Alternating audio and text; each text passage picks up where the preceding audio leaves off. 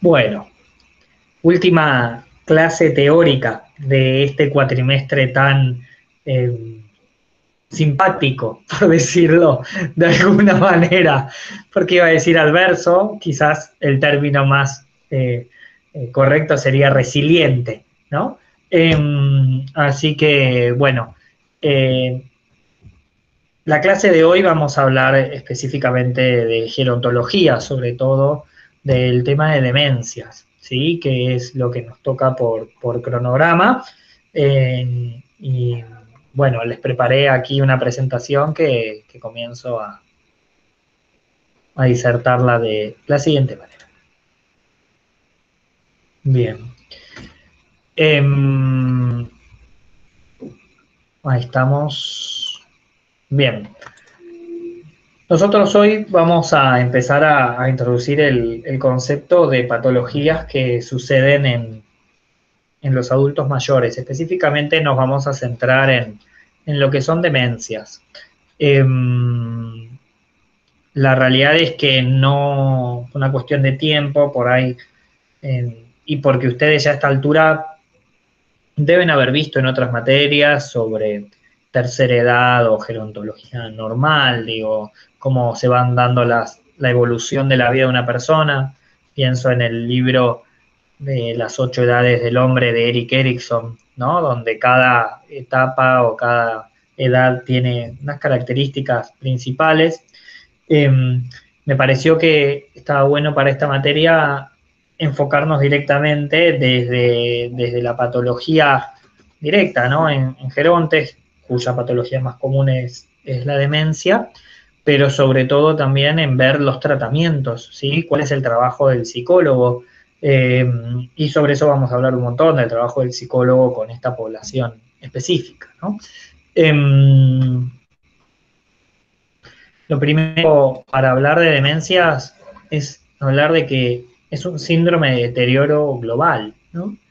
Eh, es global porque tiene distintas áreas de afectación.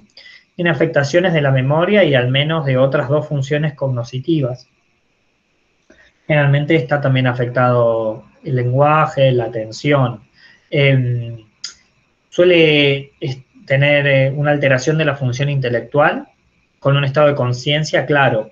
Y esto es importante porque para empezar a hablar de demencias, lo primero que vamos a decir es que en las primeras etapas, las personas que padecen algún tipo de demencia eh, son conscientes de lo que les está sucediendo, tienen conciencia de situación y conciencia de enfermedad y criterio de realidad conservado en el inicio. Entonces, parte de la complejidad de todo esto es que en las primeras etapas hay una conciencia clara, no es un trastorno de conciencia. Después sí se va a profundizar el tema de conciencia, pero no en el inicio. Eh, Afecta a las actividades cotidianas, sociales y ocupacionales, y está causado por una enfermedad cerebral, y es lo otro para decir, ¿no?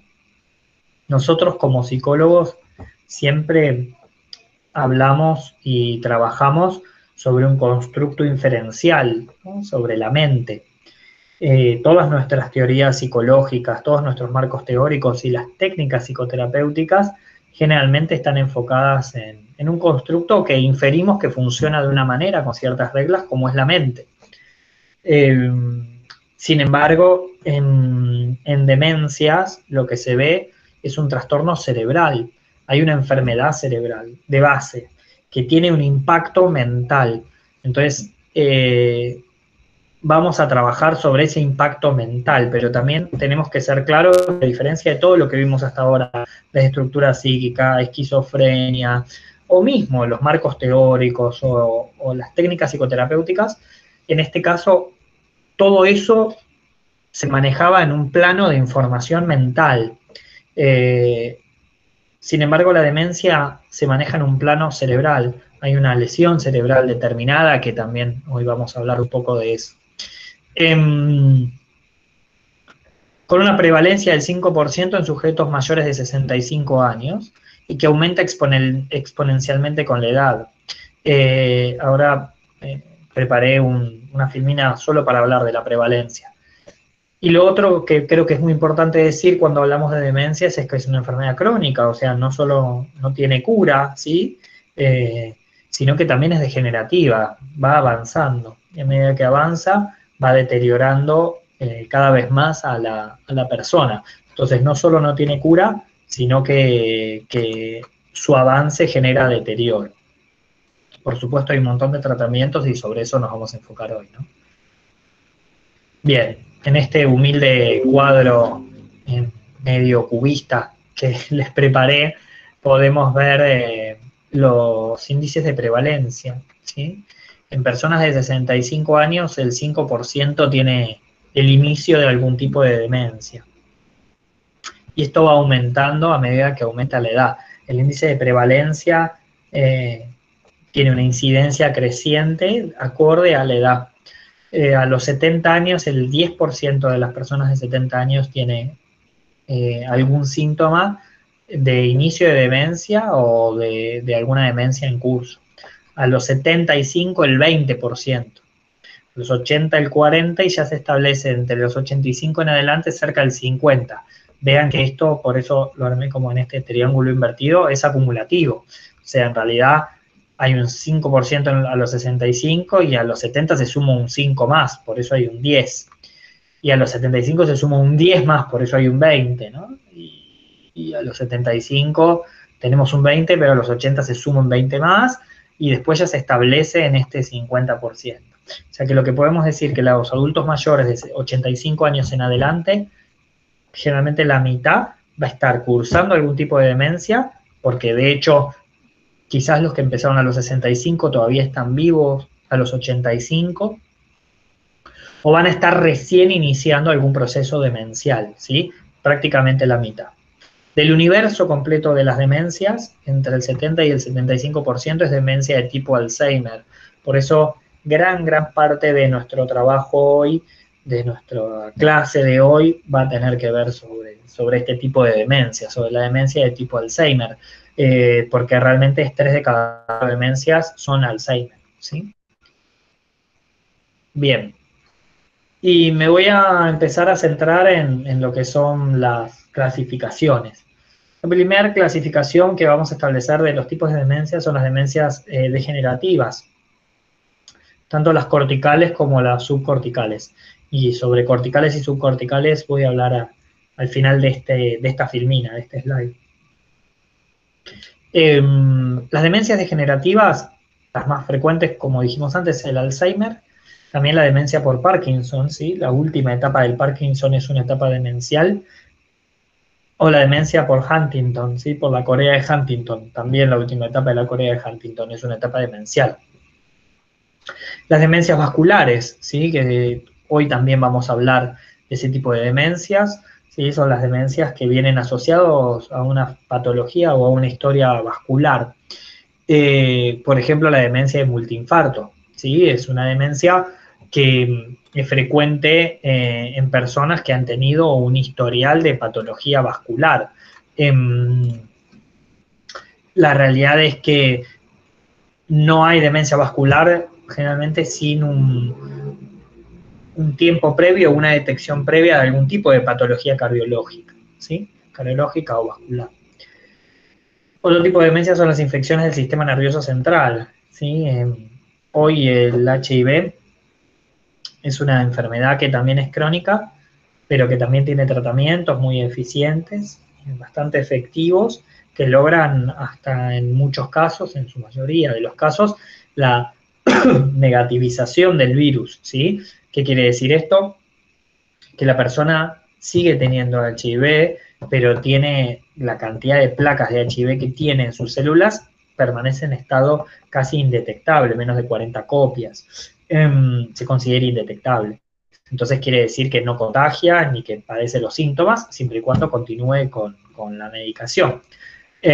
Con lo cual hoy pensar en una demencia asociada a VIH, con los tratamientos que hoy hay vigentes, es raro, pero no todas las personas negativizan, y por otra parte, no todas las personas realizan los tratamientos de manera adecuada. Entonces, al no realizar los tratamientos de manera adecuada, al no ser constantes con el uso de la medicación, muchas veces ese VIH se termina transformando en SIDA, en un síndrome de inmunodeficiencia adquirida, cuya última etapa también es demencial, ¿sí?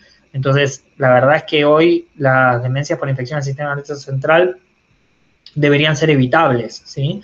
Es probablemente el único caso de demencia que podría ser evitable. Lo mismo la sífilis, ¿sí? Decidí introducir otra enfermedad de transmisión sexual, como es la sífilis, cuya última etapa también es la neurosífilis o la etapa demencial. Lo mismo, desde que se inventaron los antibióticos y existe la penicilina, la sífilis pasó a ser una enfermedad curable. No fue así hasta la mitad del siglo pasado. Pero no obstante que existe una cura, realmente a veces la desinformación o la falta de acceso a tratamientos, no solo en países pobres o en vías de desarrollo, también puede pasar en nuestro país, puede dar que haya gente que llegue a la última etapa de sífilis, donde se produce la neurosífilis y se produce una demencia, ¿sí? Era frecuente, ¿sí? En los primeros años del 1900, que las personas que tenían sífilis ya se sabía que desde que se detectaba hasta la demencia había entre 25 y 30 años, ¿sí? De sobrevida. Hoy, digo, persona que lo detecta en etapas tempranas, en el inicio del contagio, con antibióticos se cura. Pero bueno, no era así antes. Con lo cual todas estas dos, ¿no? Tanto la de VIH como la de sífilis deberían poder ser evitables. Y otro tipo de demencia que también suceden son las demencias, por ejemplo, la demencia alcohólica, ¿sí? El alcoholismo en estados avanzados también produce demencia, este tipo de enfermedad degenerativa cerebral. La demencia postraumática, ¿sí?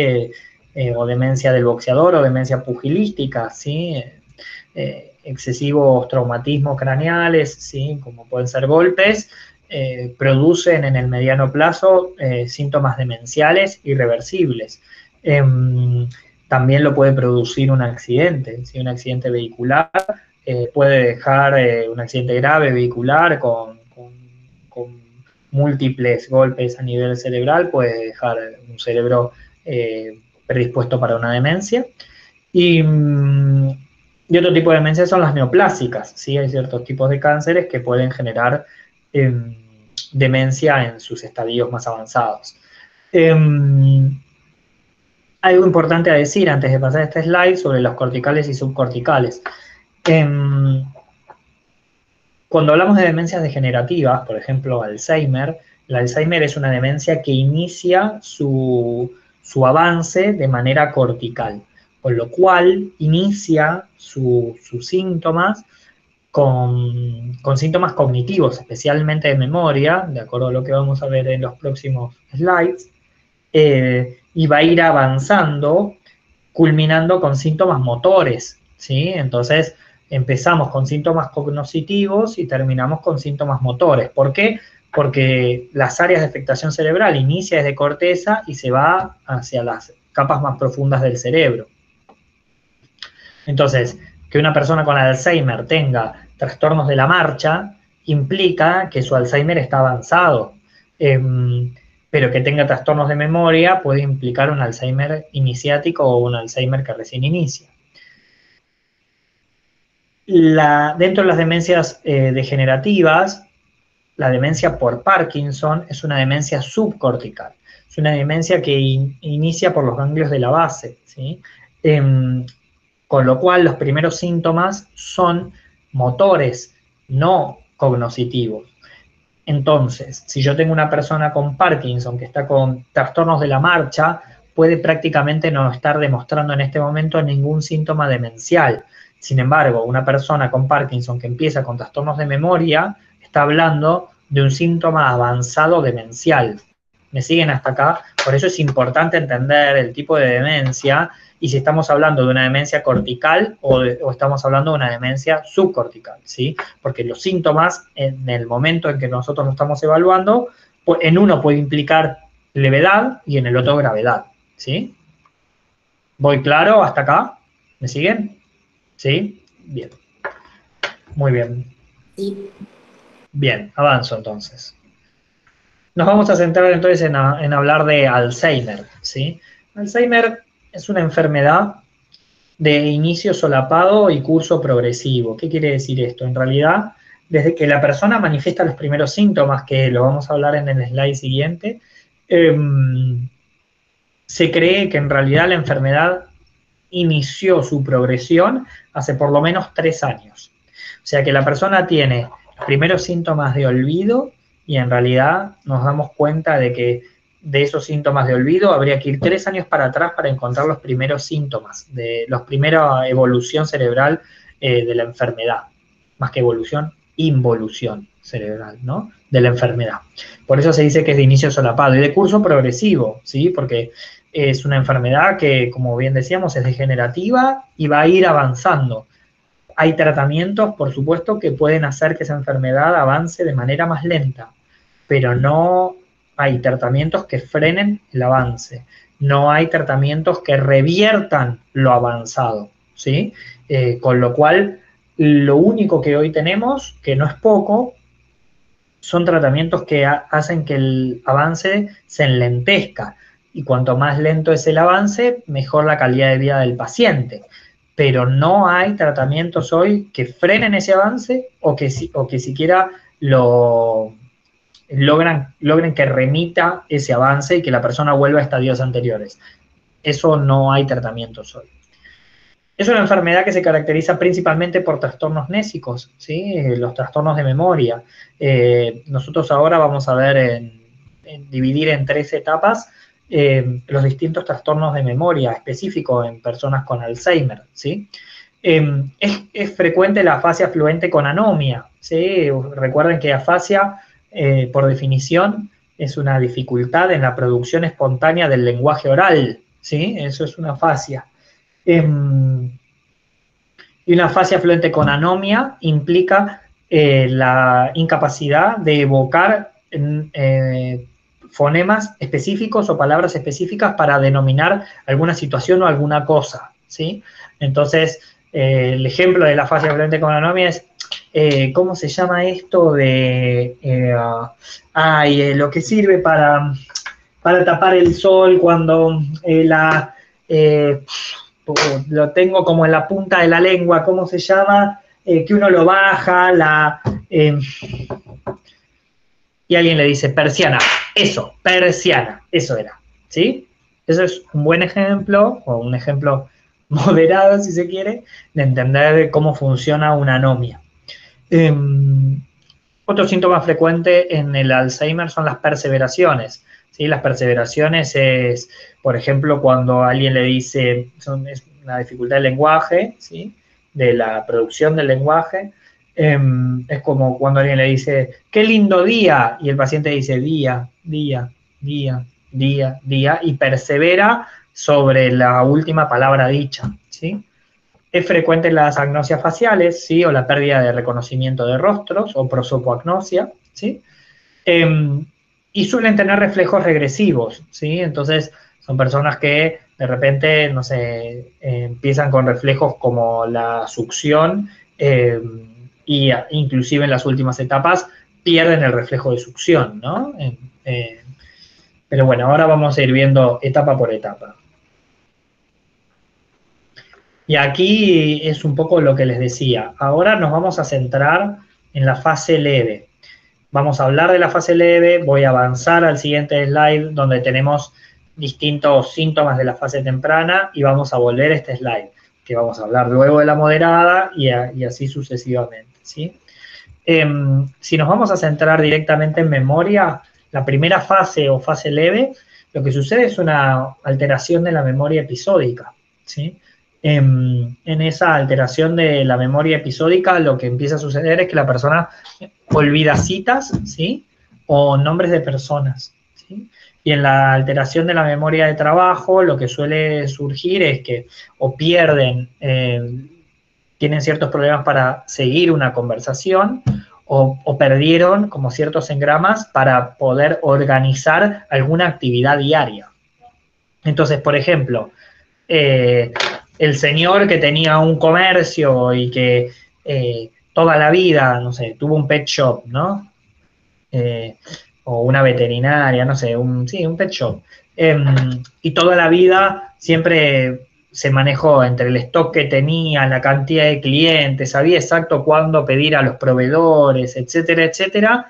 De repente empezamos a ver que o pidió muchas bolsas, entonces de repente pidió más bolsas de las que entran en la veterinaria, o de repente se quedó sin alimentos y se quedó sin, y no tiene más para vender. Entonces los hijos van y le dicen, pero papá, ¿qué te pasó? Sabes que no me di cuenta, no sé, algo me pasó, fue raro porque yo siempre llevo acá en el cuadernito cuánto tengo que pedir y cuánto falta y cuántos clientes suelen pedir esto. Y me mareé, no sé qué me pasó, me olvidé, no entiendo bien. Y no pedí, y de este no pedí, y del otro alimento, del alimento para perros no pedí, y me quedé sin, y el alimento para gatos pedí tanto que no me entra en toda la veterinaria, como empezó a tener ciertos problemas en la planificación y en la organización. En esta primera etapa es donde suelen empezar a aparecer las anomias, ¿sí? Estos problemas para encontrar la palabra o el nombre correcto. Puede también presentar dificultad para recordar nombres cuando se presenta a personas nuevas, ¿sí? Entonces le presentamos personas nuevas y después dice, ay, ¿cómo se llamaba esta persona que me dijiste que era? ¿Quién era este que me dijiste que iba a venir al negocio? Pero papá, yo ya te dije que iba a venir tal Pablo que iba a retirar 20 kilos de... No, sabés que no me podía acordar. Tenía la sensación de que me tenía que acordar de alguien, pero no me podía acordar. Empiezan a aparecer dificultad para realizar tareas en entornos sociales o laborales, ¿sí? Entonces, no solo le pasa en la esfera laboral, también le pasa en la esfera social. Pueden empezar a olvidarse algo que acaban de leer. En esta primera etapa, a veces, empiezan a perder o a traspapelar algún objeto valioso. Entonces, acá hay que tener especial cuidado con los síntomas delirantes, ¿sí? Porque supongan que esta persona tiene un reloj de oro que quiere mucho y de repente dice, no, es que me lo robaron, yo lo tenía en la mesa de luz, todas las noches lo miro en la mesita de luz y lo cierro y lo guardo y se me perdió, pero no se me puede haber perdido porque yo hace 40 años que lo tengo ahí, entonces me lo robaron, estoy seguro que me lo robaron. Entonces ahí empieza a decir, no, bueno, porque la chica que viene a ayudar a casa, ella seguro sabe de este reloj, me lo robó, se dio cuenta que yo andaba un poco más desmemoriado y me lo robó.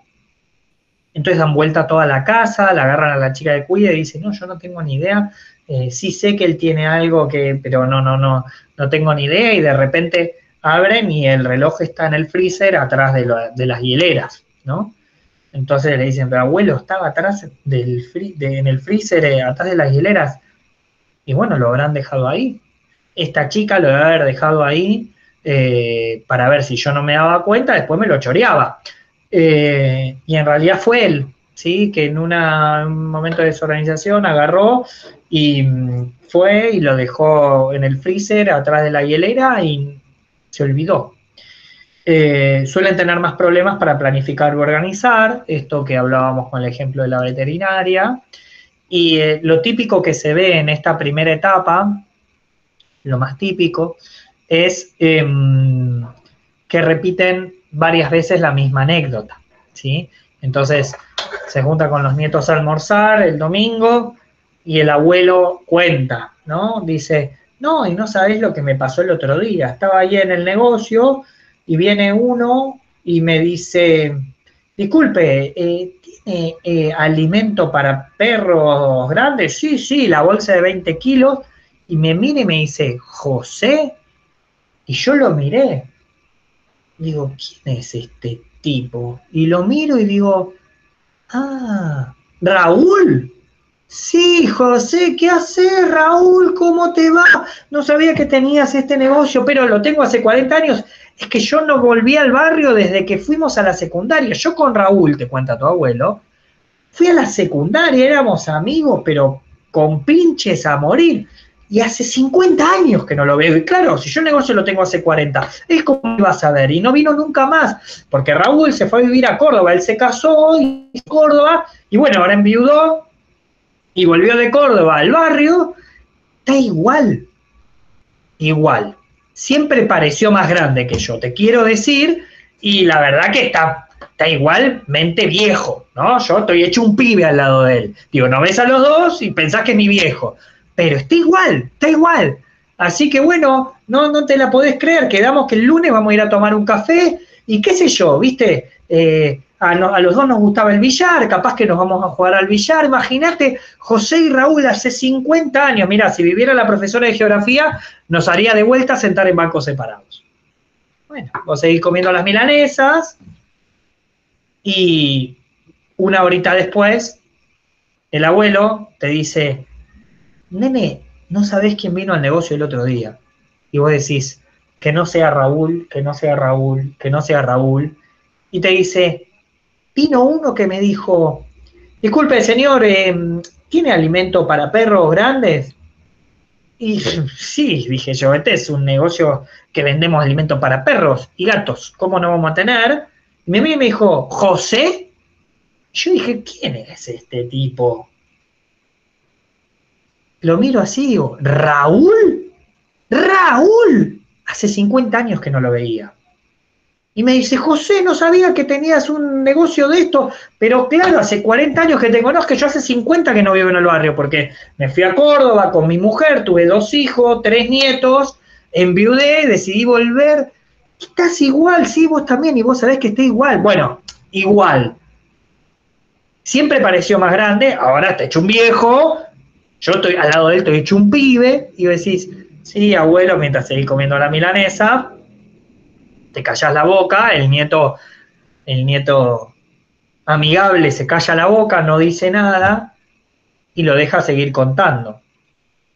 Pero claro, llegó la hora del café, y el abuelo te dice, nene, ¿a que no sabes quién vino al negocio? Y vos decís, por favor, decime que es Natalie Portman y no que es Raúl, porque si otra vez vino Raúl y te dice, Raúl, y vos lo mirás y decís, no sé quién es Raúl.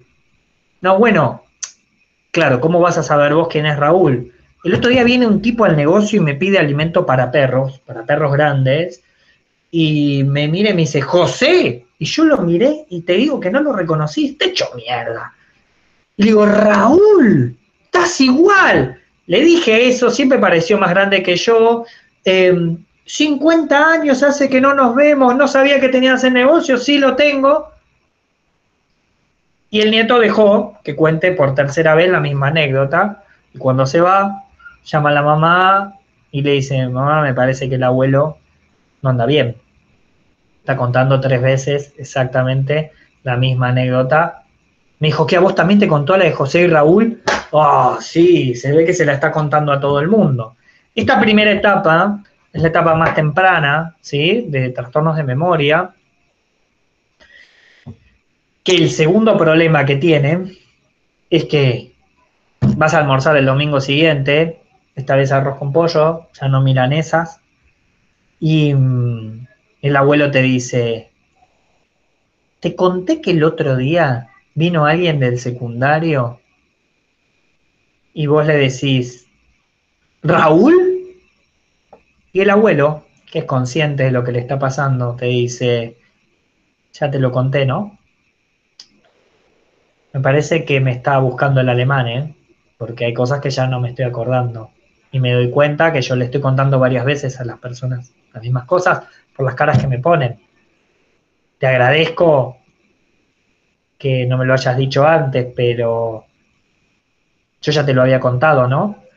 Sí, abuelo, la vez pasada me lo contaste un par de veces. Igual es muy lindo escucharte la anécdota del secundario y la profesora de geografía, pero bueno, nene, me parece que es hora de que vayamos a algún lado, ¿no? Y que me estudien. Digo, esta primera etapa viene con mucha conciencia de situación y de hecho hay muchas películas y muchos libros y canciones y mucho que empezó a hablar de Alzheimer en los últimos años, entonces los abuelos también tienen mucha conciencia de que esta enfermedad existe, ¿no? volvemos a este primer slide, donde ahora vamos a hablar de la etapa moderada. Esta etapa leve puede durar años, generalmente entre 1,5 años a 3 años, con lo cual podemos ver que esta persona en realidad hasta 3 años con síntomas leves, pero en realidad ya lleva 6 años de progresión de la enfermedad, porque como dijimos antes, los primeros síntomas aparecen después de más o menos 3 años de inicio de la enfermedad. Voy a volver un segundo antes. Yo les había puesto acá unos ejemplos de cerebros de personas normales y personas con Alzheimer, que me acabo de dar cuenta. ¿Les conté lo de Raúl? No, mentira. Me acabo de dar cuenta que me había olvidado pasar esta parte del slide. Fíjense, supongan que acá está el cráneo por encima, ¿sí? Y vean la separación interhemisférica, ¿sí? Acá podemos ver el hipocampo. Y este es un cerebro con Alzheimer. Fíjense cómo está la corteza cerebral, mucho más disminuida, o sea, la luz, la distancia entre cráneo y corteza. Fíjense acá, comparemos acá en esto interhemisférico o en el tercer ventrículo, ¿sí? Podemos ver acá cómo aumentó esa distancia, ¿sí? Fíjense acá cómo aumentaron, ¿sí?, las zonas hipocampales, ¿sí? Y cómo aumentó el espacio, ¿sí?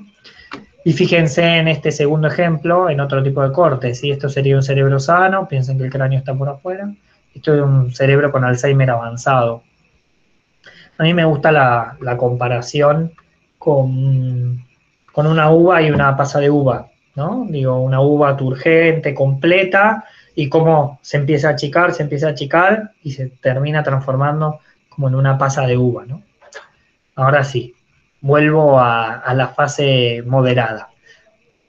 La fase moderada puede durar cerca de 10 años, ¿sí? Es una fase más avanzada de la enfermedad con un deterioro paulatino. Vamos a trabajar, después de que veamos las 3 fases, sobre el tratamiento, ¿sí?, en cada una de las fases y cómo poder lograr que el avance sea lo más lento posible. En la fase moderada, sí, avanzan aún más de las alteraciones de la memoria episódica, y entonces no solo olvidó la anécdota, ¿sí?, que nos había contado, sino que olvida lo sucedido.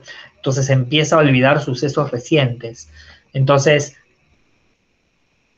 ante el mismo ejemplo de José y Raúl, uno le dice, che, el otro día te vino a visitar Raúl. No, si yo a Raúl hace como 50 años que no lo veo. Pero no, abuelo, si que vino a la veterinaria, que él hace 40 años que no te veía, que qué sé yo, que te reconoció. ¿Qué? Raúl es de la secundaria, hace 50 años que no lo veo. Imposible. Empezó a olvidar los sucesos. Hay alteraciones de la metamemoria, por ende no puede asimilar hechos nuevos, ¿sí? Empiezan alteraciones de la memoria semántica, ¿sí? Entonces la dificultad de estas anomias que antes había de la palabra justa, ahora se transforman en una dificultad en la denominación de objetos. Entonces, ante el ejemplo que antes le ponía de la cortina, ¿sí?, dice, hay mucha luz, podés bajar la cartana, cartarana, cartena, no sé, eso, ¿sí? Empiezan con neologismos, porque empieza también con una dificultad tanto a nivel fonológico como a nivel disártrico, ¿sí?, a nivel de la producción del lenguaje a nivel articular. Y también alteraciones de la memoria retrógrada, ¿sí? Empiezan a persistir hechos lejanos, pero no hechos cercanos. Y esos hechos lejanos, ¿sí?, suelen estar mal situados en el tiempo, ¿sí? A veces están bien situados, pero muchas veces empiezan a estar mal situados en el tiempo. Entonces, lo que sucede es que la persona dice, vos sabés que el otro día me levanté pensando algo que, qué loco, ¿eh? Vos sabés que yo me acuerdo muy bien cuando mi papá estuvo en el nacimiento de tu papá. Y él me dijo, un tercer nieto, qué gusto. No es uno, no es dos, es el tercero, es un varón, qué alegrón.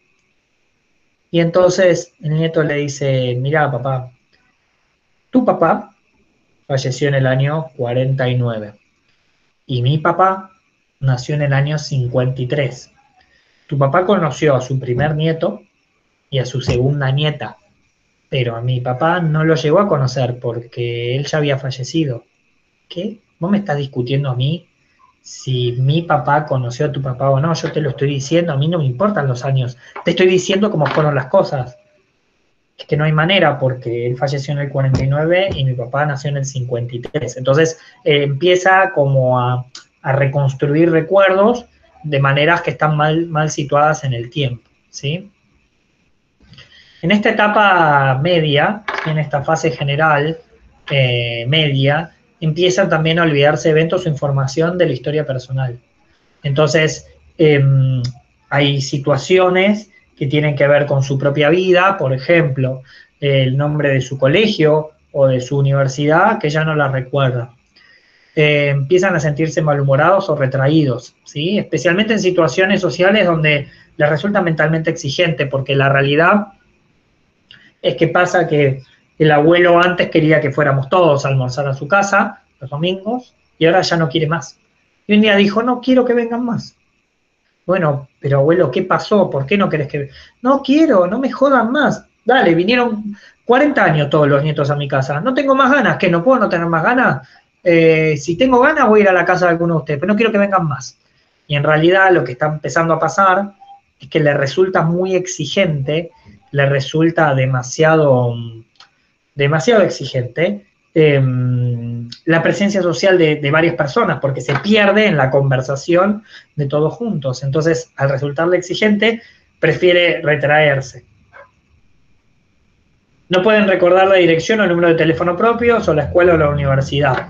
Y acá empieza cuando los adultos mayores que tienen Alzheimer ya en esta etapa, empiezan a perderse. Entonces, de repente un día te llaman y te dicen, bueno, sí, fulanito de tal, sí, mire, acá estoy con un señor que dice que es su abuelo, acá en la esquina de Díaz Vélez y Acoite, y dice que está perdido y solo recuerda su teléfono.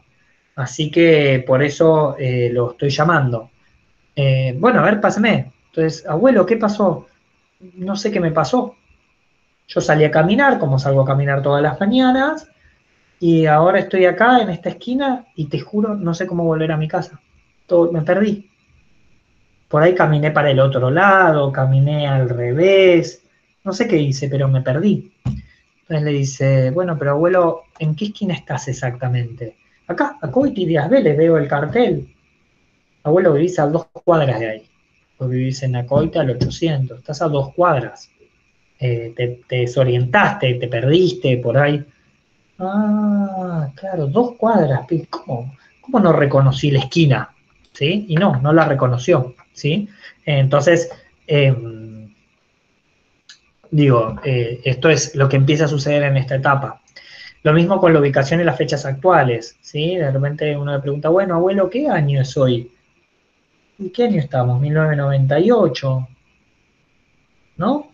¿No? 99, 98, no, 98. No, abuelo, estamos en el 2020. ¿Qué? Ay, claro, qué boludo. Claro, y sí, si yo tengo 90 años, debemos estar en el 2020. No sé, no, me preguntaste, me agarraste desorientado y te dije lo primero que se me vino a la mente.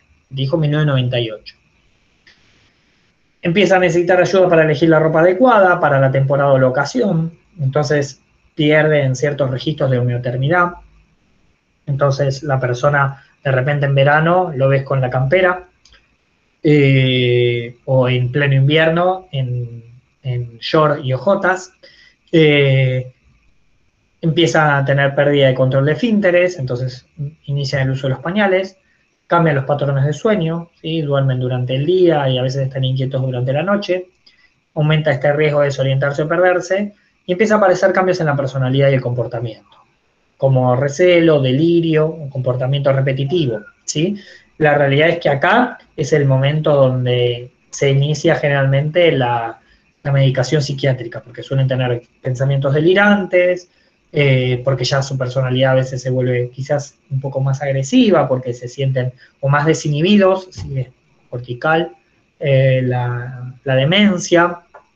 Suelen tener en esta fase ya trastornos de la marcha, entonces en Alzheimer tienen en esta fase lo que se llama marcha del pato, ¿sí? Caminan como con los pies así, la misma marcha que tiene la persona en intoxicación etílica, ¿no? En intoxicación alcohólica tiene la misma marcha del pato, que es extrapiramidalizada. Tienen, por ejemplo, comportamientos repetitivos como cortar papeles, entonces agarran el diario y tú cortan papeles. Y uno le pregunta, pero abuelo, ¿qué estás haciendo? ¿Qué estoy haciendo con qué? Y va cortando papeles, ¿sí? Probablemente lo que marca el fin de la fase anterior y el inicio de esta es la necesidad de un cuidador principal todo el tiempo, ¿no? Y esta fase puede durar, esto como les digo, 10, 12, 15 años, ¿sí? Cada vez va a ir empeorando y en un rato vamos a hablar de los tratamientos y cómo hacer para que se vayan enlenteciendo. Pero la realidad es que esta fase va a ir de manera degenerativa, aumentando, pero puede tener duración de más de 10 años. Y si vamos a la última fase, la fase grave, ¿sí? Donde ya se da una alteración completa de la memoria episódica, donde ya hay olvido por completo de sucesos pasados y de sucesos recientes, y donde lo único que recuerdan, ¿sí? Es lo que se llama memoria emocional, donde sabe quién lo cuida, quién le quiere y quién le ayuda, ¿sí? Puede reconocer a esas personas, pero no sabe ni quién es, ni cómo se llaman, ni cuál es el vínculo, ¿no? En esta fase final o fase grave, ¿sí? O última fase, lo que se da es que la persona necesita asistencia todo el tiempo con las actividades diarias y el cuidado personal. Digo, si lo dejamos sin cuidado personal, la persona no se va a bañar, no se va a cambiar, no va a poder cambiarse los pañales, no va a comer, va a perder la noción de experiencias recientes y los hechos que lo rodean, ¿sí? Entonces no va a recordar prácticamente ni qué día es hoy, ni inclusive suelen tener pérdida del lenguaje. Van a experimentar cambios en las capacidades físicas, ¿sí? Incluida la capacidad de hablar, sentarse y eventualmente tragar. Entonces en esta última etapa prácticamente no habla, ¿sí? ni pueden sentarse solos, y muchas veces, que ya es una etapa grave, pierden este reflejo de deglución, como hablábamos antes, entonces no pueden ni tragar. Se vuelven más vulnerables a infecciones, especialmente, por ejemplo, neumonía. O sea, en esta última etapa es donde, digo, también es una etapa que puede durar 10 años más, y que si uno los tiene cuidados en su hogar con cuidadores principales, las personas están ahí, saben quién los quiere, quién los cuidan, pero prácticamente no recuerdan nada, no hablan, no caminan, no controlan esfínteres, no conectan con el mundo exterior prácticamente en ningún momento, ¿sí? Y luego mueren, pero mueren no por el Alzheimer, sino mueren por complicaciones añadidas, ¿sí? O porque se les hicieron muchas escaras y se infectaron, o por neumonía, o por un paro cardiorrespiratorio, pero el Alzheimer no los mata, solamente los apaga, ¿sí?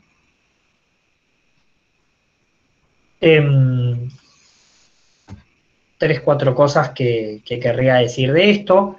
Digo, es una enfermedad muy dura, ¿sí? Me acuerdo un curso hace muchos años, que hice en un congreso con una mujer que daba cursos para cuidadores principales de personas con Alzheimer, una mujer de Costa Rica, que ella decía, lo más duro de esta enfermedad es ver que la persona que uno tanto quiere se olvidó de uno, ¿no? Entonces ya no nos recuerda, y para uno sigue siendo esa persona tan importante, el padre, la madre, el tío, el abuelo. Me voy a empezar a centrar en lo que se llama tratamiento y prevención. A ver, el Alzheimer es una enfermedad que, como vimos, ataca con una prevalencia creciente a partir de cierta edad.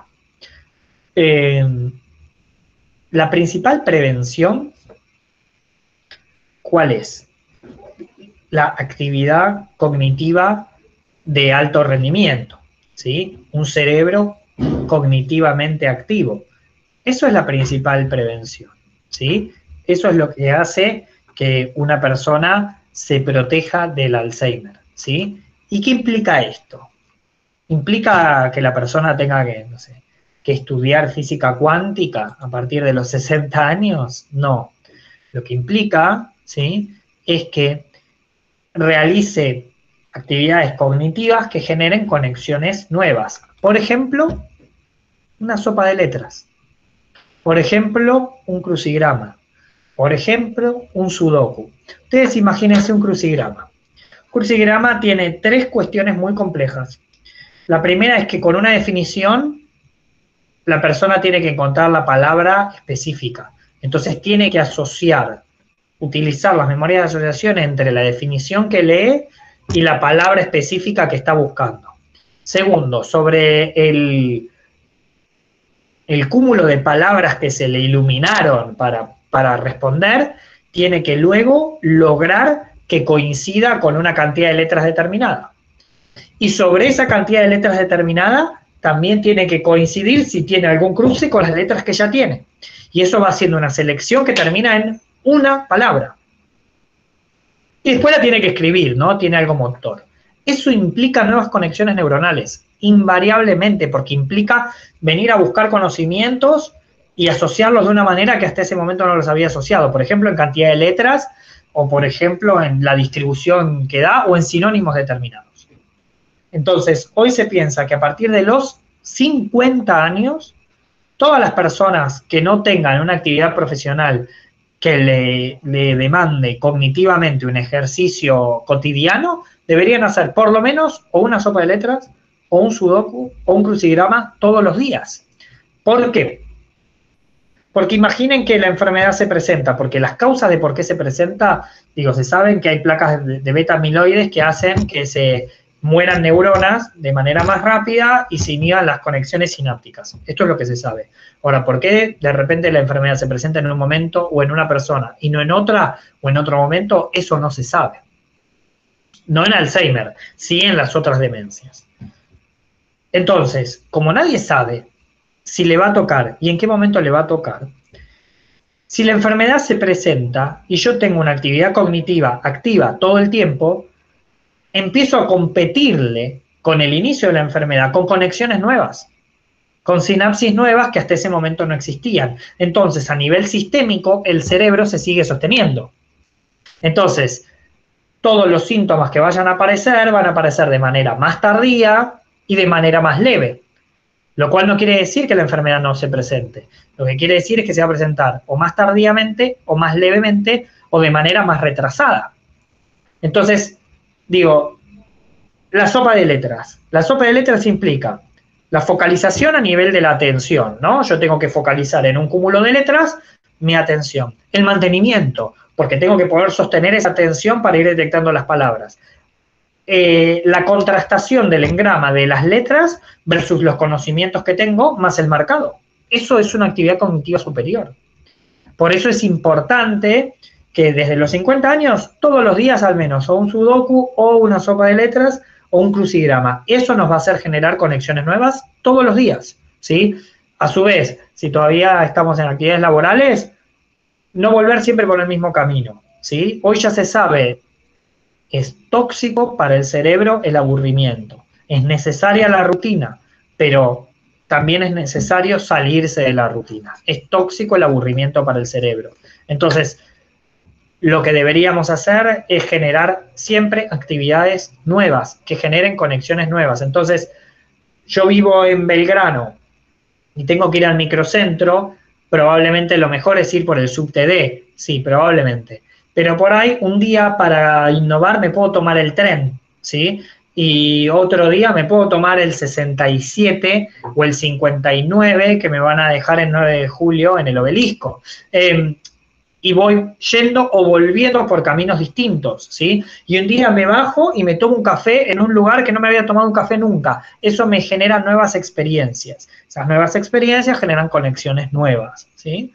Eso es lo primero que tenemos que hacer para prevenir el Alzheimer. ¿Por qué? Porque la otra cosa que no sabemos es cuánto tiempo vamos a vivir. Entonces, lo que sí sabemos es que a medida que más años vivimos, hay menos gente que llega viva a esa edad. Entonces, cuanto más atrasemos, ¿sí?, la edad de aparición del Alzheimer, en realidad lo que estamos haciendo es bajar la prevalencia. Porque si yo tengo 100 personas que viven a los 80 y de esas 100 llegan solo 50 a los 90, quizás los 50 que fallecieron, 40 ya estaban con Alzheimer y 10 no. Y los 50 que quedan, solo 10 están con Alzheimer. ¿Me siguen hasta acá? Entonces, como la expectativa de vida se va corriendo, la realidad es que cuanto yo más pueda atrasar la aparición de la enfermedad, muchas más chances tengo de que haya menos población con Alzheimer. ¿Por qué lo vemos en materias como esta? Porque como la prevalencia es tan alta y la pirámide, por eso hice una pirámide invertida, la pirámide poblacional está en un proceso de inversión, ¿sí? En algunos países ya hay población más añosa y se va corriendo el promedio de edad en muchos países, inclusive en el nuestro en ámbitos urbanos, el promedio de que la gente es padre o madre se corrió 10 años prácticamente en los últimos 50. La realidad es que cada vez hay más. Entonces, como cada vez hay más población añosa, por ende, cada vez va a haber más personas con Alzheimer. Por ende, cada vez va a haber más psicólogos que trabajen con este tipo de población. El segundo punto, que tanto sirve para tratamiento como para prevención, son los ejercicios de estimulación cognitiva, ¿sí? Ejercicios de memoria y de estimulación específicos, ¿sí?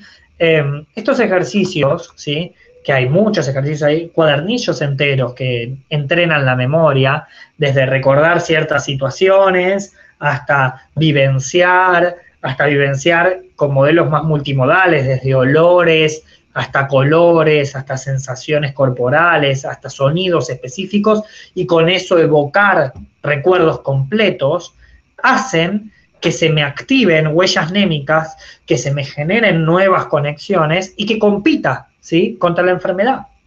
O bien para atrasarla, o bien en el caso de que se manifieste, le compite todos los días, ¿sí?, a la muerte neuronal. Digo, es como si de alguna manera se fueran apagando zonas del cerebro y yo voy prendiendo otras todo el tiempo, ¿sí? Psicofarmacología, ¿sí? Esto no tiene que ver con nosotros los psicólogos, pero sepan que hoy hay psicofarmacología para enlentecer el avance del Alzheimer, ¿sí? Y también va a haber psicofarmacología para la depresión, psicofarmacología para la ansiedad, que van a ser utilizadas en personas con Alzheimer, al igual que antipsicóticos, porque de hecho no es poco frecuente que en algún momento aparezcan síntomas psicóticos. ¿Y por qué antidepresivos? Porque recuerden que la depresión es una enfermedad del estado del ánimo que incluye una fase depresiva, que también es una enfermedad global, que no solo se deprime a nivel anímico, que la persona se deprime a nivel sistémico, se deprime a nivel sistema nervioso central, a nivel sistema inmunológico. Digo, la depresión es una enfermedad muy completa. Entonces, se suelen dar antidepresivos porque si la persona con principios de Alzheimer o con un avance de Alzheimer se deprime, sus síntomas empeoran rápidamente. Y muy difícil va a ser que vuelvan a ser como eran antes.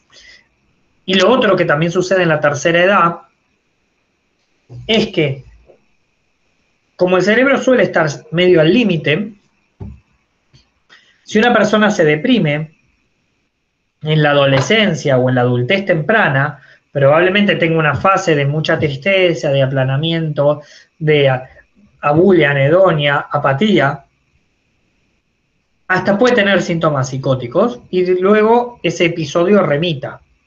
Pero en la tercera edad, ese proceso del estado del ánimo puede producir confusión, puede producir como si fuera un estado alterado de conciencia y puede producir obnubilación, puede producir pérdida de memoria, puede producir desorientación alopsíquica o autopsíquica, ¿sí? Que la persona no sepa o dónde está o en qué año está o sobre su propia biografía, no sepa muy bien quién es o cómo se llama por el límite cerebral en el que está manejando.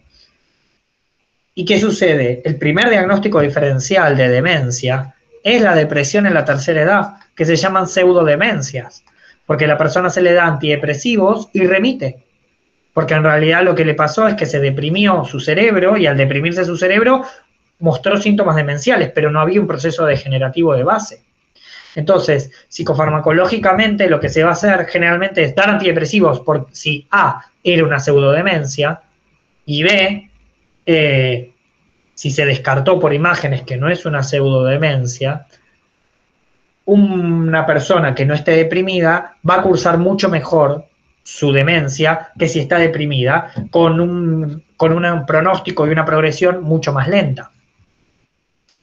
Probablemente lo más importante de nuestro trabajo, de lo que hoy se sabe, tiene que ver con la psicoeducación familiar y personal de la persona.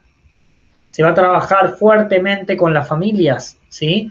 Que entiendan qué le pasa a su familiar, que tengan un espacio para elaborar las angustias que esto produce. Esto que les decía antes, encontrar que el familiar de uno se empezó a olvidar de uno, ¿sí? Alguien que uno quiere mucho va a cambiar, su personalidad va a cambiar, no va a ser quien era y se va a ir olvidando de nosotros. Entonces se va a trabajar mucho con las familias sobre estas etapas. También se va a trabajar mucho con las familias sobre estrategias de abordaje. Me acuerdo de esta señora que decía, voy con mi padre caminando, que él es mucho más alto que yo, y se cae en la calle, ¿eh? Si se cae, yo le digo, viejo, pero al final te das cuenta que no servís para nada, no podemos ni salir a caminar, probablemente le cueste mucho más levantarse y no quiera volver a salir a caminar, ni conmigo, ni con nadie. Si yo, en cambio, se cae y lo intento ayudar a caerse para que no se golpee y le pido ayuda a alguien que ve caminando, disculpe, se cayó mi padre, se tropezó, no me ayuda a levantarlo, y lo levanto y le digo, tranquilo viejito, no pasa nada, todos podemos tropezarnos y seguimos caminando, probablemente al día siguiente no, pero al otro podamos volver a salir a caminar. Entonces, se va a trabajar fuertemente con las familias sobre estrategias de abordaje para que no haya ni enojos ni hiperrectancia emocional, sino que haya estrategias donde se normalice una situación que permita que la persona continúe con su vida con la mejor calidad de vida posible. Dentro de la psicoeducación también se va a trabajar que dentro de que la familia pueda sostenerlo, que la persona que está con Alzheimer no se la mude de su casa. ¿Por qué? Porque ustedes imaginen que si la persona vive hace 30 años en el mismo departamento, los engramas de dónde está cada cosa, por ejemplo, el baño, el cuarto, el control de la tele, o los sonidos o los olores, le resultan muy familiares y los tiene recontraaprendidos y tiene engramas muy profundos de eso. Muchas veces lo que se hace es, bueno, empezó a confundirse un poco y se lo lleva a una entidad geriátrica. La realidad es que lo que va a pasar es que esto va a aumentar su confusión.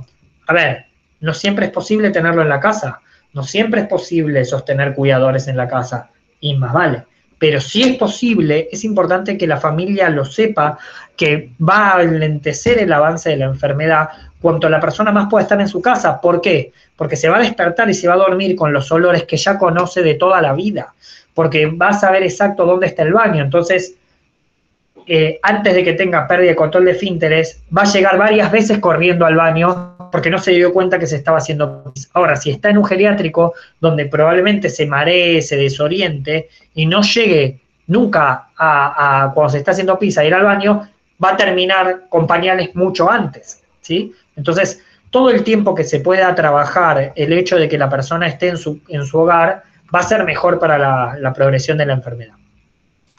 Y también se va a trabajar psicoterapéuticamente con los pacientes sobre la enfermedad, sobre sentir esto de que se van a ir olvidando, entonces poder disfrutar de la mejor manera en los momentos que hay hoy, ¿sí? Los momentos que hoy sí puede disfrutar, en dejar, por supuesto, las cuentas y todo lo que puedan de la mejor manera, en no guardarse sentimientos tanto de amor como de odio hacia las personas, poder decírselo porque probablemente después no se los pueda decir, ¿sí? Entonces se va a trabajar sobre el duelo, porque también es un duelo sobre la propia vida, ¿sí? El darse cuenta que se van a ir olvidando de su propia vida, ¿no? Y va a haber tratamientos recreativos, ¿sí? Parte de los tratamientos psicoterapéuticos hoy implican que se realicen actividades recreativas, ¿sí? Muchas veces se hacen grupos de viajes o de salidas recreativas al teatro, al cine, a un café. Bueno, hoy no, eso hoy no es posible. pero en otro contexto donde no estuviéramos en aislamiento social obligatorio, bueno, en una pandemia, eso es lo que debería suceder, ¿sí? Que existan las salidas recreativas, que la persona pueda tener específicamente grupos solo para salidas recreativas. ¿Por qué? Porque la lógica es que esté divertido y si se divierte va a tener conexiones nuevas y va a tener un cerebro más saludable y por más que esté avanzando la enfermedad, de esta manera la vamos a ir enlenteciendo. ¿Tá? ¿Hasta acá alguna duda? Hablen un poco ustedes, si tienen algo para decir.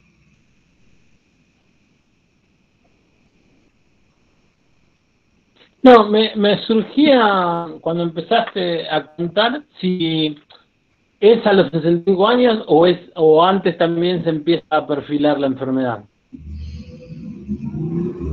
Puede haber antes. Puede haber antes, se llama demencias tempranas, ¿sí? No es la demencia precoz que describió Emil Kraepelin, pero que fue la esquizofrenia, pero se llaman demencias tempranas. Por suerte, es No. poco frecuente, pero demencias más tempranas son de peor pronóstico. Y yo pensaba o sea, mejor dicho, como los síntomas tempranos de Alzheimer antes.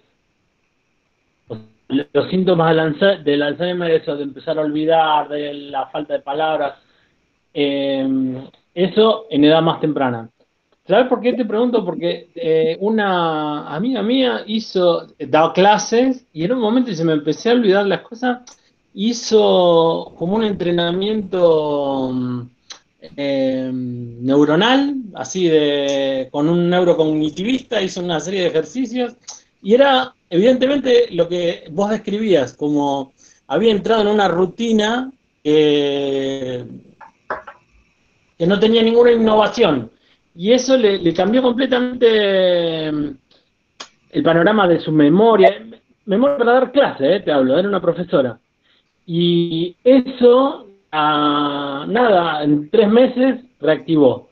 Y ella todo el tiempo decía, no sé si será que es Alzheimer precoz o era simplemente este embotamiento del laburo rutinario, de esta cuestión.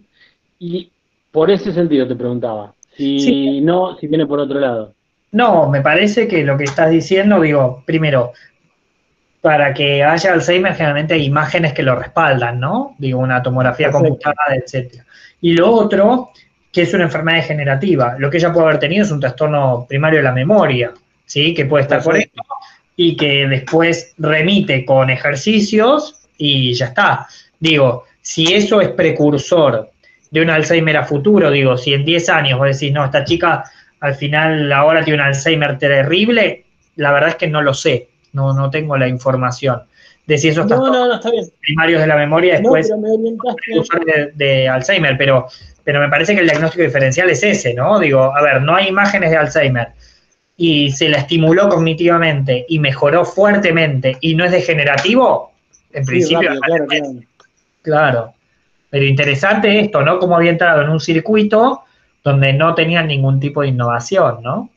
No, Y eso totalmente, da una es tarea un muy shock. rutinaria. Ujú. Y no, lo que sí me aclaraste es esta cuestión de que hay un correlato físico. No es que yo empiezo a ver, además, estas pérdidas de memoria y ese es el síntoma. Además, hay un correlato Debería, neurológico del debería sistema haber un nervioso. correlato neurológico. Sí, cuando empiezan los Perfecto. síntomas ya debería empezar a haber algún Esto pequeño decía correlato neurológico. Sí. perfecto, está bien. ¿Qué más? Nicolás, me acordaba de la película Alice, no sé si la Still Alice. vieron. Sí, No la tengo presente. ¿Cuál, Caro? Alice. Ujú. Al- Sí, Still Alice me parece que se llama, ¿no? Todavía Alice. Sí, creo que sí. Que es, bueno, es alguien que tiene Alzheimer, que es una profesora, no sé si llega a Ujú. tener 50 años, ¿no? Sí, muy joven. Y la verdad es que es terrible la película porque, bueno, es como que es así como muy, muy invasivo en su vida, ¿no? Y las cosas que ella hace para poder defenderse, ¿no? Pero en ese caso, bueno, en la película vos ves que es como una topadora. Sí, sí, que avanza rápidamente. Sí. Porque eso, Alzheimer más temprano suelen ser más agresivos de alguna manera, ¿no? Y ahí se ve las relaciones con su familia, con los hijos y esto de no poder reconocer y de la parte de los hijos no ser reconocidos, ¿no? Lo terrible que debe ser. Sí. Sí, hay otra película que también, si quieren, la pueden ver ahora en Netflix, que se llama Vivir dos veces, con Oscar Martínez. Que es interesante porque muestra, hay un test que se usa muchísimo para Alzheimer, para evaluar las fases, que se llama Mini-Mental Test. La verdad, para las primeras fases es demasiado sencillo al parecer, ¿no? Porque les hace, por ejemplo, les muestra una tarjeta y dice, haga lo que dice la tarjeta, y la tarjeta dice, cierre los ojos. Entonces la persona tiene que cerrar los ojos, no decir cerrar los ojos. O le hacen copiar una figura, o le hacen que tire un papel y que lo tenga que recoger del piso, o tiene que hacer un reloj las 3:15, las 15:15 en un reloj de aguja. Y claro, en las primeras fases todo es muy sencillo, pero a medida que la enfermedad va avanzando, o tiene que repetir una serie de palabras que la persona le hizo una actividad distractora y la tiene que volver a repetir. Pero a medida que la enfermedad va avanzando, se va viendo, y en esa película Vivir dos veces se ve muy clarito cómo algo que al principio parecía sencillísimo, cada vez le va costando más. Y pese a que el test es el mismo, el estímulo es el mismo, ¿no? Entonces ya el reloj no le salen las agujas, o ya la actividad motora le cuesta recoger el papel, o, ¿no? El Mini-Mental para eso no sirve para medir gravedad en las primeras etapas, porque es muy simple para la primera etapa, pero sirve muy bien para ir midiendo gravedad entre la etapa moderada y la etapa grave o etapa final, ¿no? Bien, ¿qué más? Nicolás, ¿tiene carácter hereditario? Y es una discusión si hay un carácter genético. Como todo en lo que fuimos viendo, ¿no? Digo, hay algo hereditario, probablemente lo haya. No se determinó un gen específico de la heredabilidad genética del Alzheimer, pero probablemente lo haya. Tiene que ver también con los factores de estrés y con la alimentación. Hay estudios japoneses muy interesantes del consumo de tofu, por ejemplo, que retrasa la aparición de Alzheimer. Se vio que hay cuestiones alimentarias que pueden precipitar o atrasar la aparición, ¿no? Pero la verdad es que no hay una causa determinada para una enfermedad como esta. Por lo menos no ahora. Bien, ¿algo más? Avanza un poco más. ¿Algún tipo de psicoterapia en particular que se recomiende para esta? En realidad ahí depende de la fase, ¿no? Digo, hoy se piensa que, psicoterapias de desarrollo personal en las fases más iniciales podrían ser interesantes, pero ya en las fases moderadas se requieren más psicoterapias más conductuales, ¿sí? Porque es más difícil el acceso al pensamiento simbólico. Pero bueno, como fuimos viendo, ¿no? Probablemente psicoterapias psicodinámicas para etapas avanzadas pueden dar mucha información para el terapeuta, pero muy poco rédito para el paciente. Porque las terapias psicodinámicas por ahí logran encontrar que el paciente dice cosas muy interesantes que explican la historia del paciente, pero no necesariamente eso le es útil al paciente, ¿no? Entonces explica, o sea, sirve para entender sobre lo humano, pero por ahí no le trae ningún beneficio al paciente, ¿no? Bien. ¿Algo más? ¿No? Bien, avanzo un poco más entonces. Sí. La siguiente demencia que vamos a ver es la demencia vascular, que es una demencia que implica generalmente entre el 10 y el 15% de las demencias, con lo cual entre Alzheimer y vascular ya estamos prácticamente en el 90% de las demencias. porque las otras van a ser o infecciosas o, como hablábamos, por alcohol u otras. Entonces, digo, con estas dos como que agrupamos el gran número de demencias, ¿no? Lo importante de la demencia vascular es que está producida por lesiones vasculocerebrales, ¿sí? Y que se deben a patologías cerebrovasculares o cardiovasculares. Entonces, lo que se ve en las imágenes de una demencia vascular, se ven los microinfartos en ese cerebro, ¿sí? Uno ve el cerebro, cada microinfarto en el cerebro deja lo que se llama huecos eléctricos. Recuerden que la sinapsis es eléctrica y química, ¿no? Y lo que se ve son como los huecos eléctricos, las zonas sin actividad eléctrica. Por ende, si no hay actividad eléctrica en esa zona, no hay actividad neuronal. Entonces, lo que se suele ver en las imágenes es eso, ¿no? Como se llama, como de queso Gruyère, ¿no? Como distintos agujeros eléctricos a nivel cerebral. Justamente por eso es que pueden presentar manifestaciones corticales, ¿sí? O sea, que inicia de lo cognitivo a lo motor, o subcortical, ¿sí? De lo motor a lo cognitivo, y depende de la localización de la lesión o de las lesiones. Por eso, en este caso, pueden aparecer síntomas cognitivos y motores indistintamente. Hay correlación entre la gravedad de la demencia y el volumen total del cerebro infartado. Quiere decir que a mayor zonas de daño, mayor gravedad es la demencia. Y la diferencia, a diferencia de todo lo que hablamos con Alzheimer, es que cursa muchísimo más rápido que la demencia tipo Alzheimer. ¿Por qué? Porque para que un cerebro presente una demencia por una cuestión vascular, implica que ya está en un grado avanzado de daño.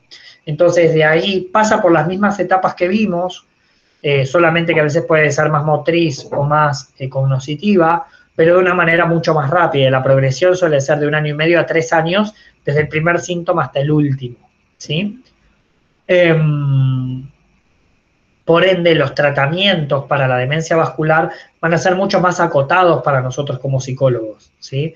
Se va a poder trabajar con psicoeducación, se va a poder trabajar con psicoterapia, se va a trabajar psicofarmacológicamente, se van a agregar a lo psicofarmacológico, lo cardiológico, pero realmente nuestro trabajo es muchísimo más acotado, ¿sí?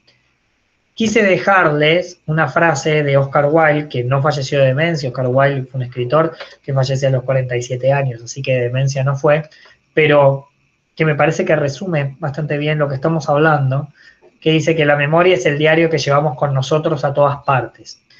Y lo que hoy estuvimos viendo, sí, es personas que el diario se les va borrando. Y de alguna manera, si ese diario se borra, se les va borrando la vida. Si uno ve cómo se va apagando. Por eso me gustó esta frase de Oscar Wilde, donde nosotros llevamos nuestra memoria, para bien o para mal, a todas partes. Bien. Chim, pum. ¿Algo que quieran comentar?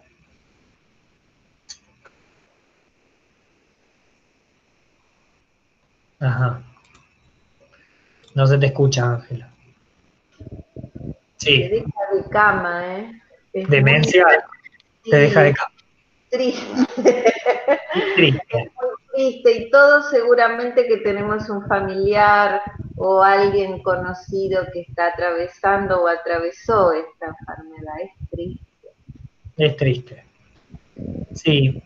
Sí, pese a que hay mucho para hacer, pues es triste. Sí, sin duda lo es.